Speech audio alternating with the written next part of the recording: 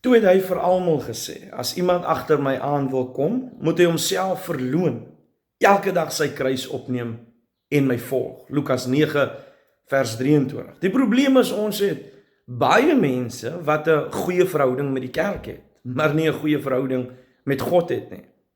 Baie mense wat se verhouding met God goed is in die diens. Maar sodra die diens uit is, dan word die Here binne in die kerk gelos. Maar Jesus sê, as iemand agter my aan wil kom, as iemand my wil volg, moet hulle kruis elke dag opneem en my volg.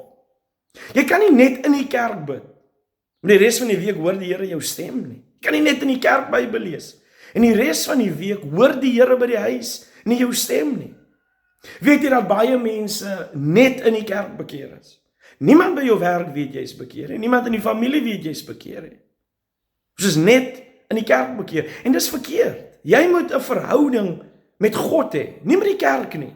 Jy moet by die kerk aanbid, maar jy moet 'n verhouding met God hê.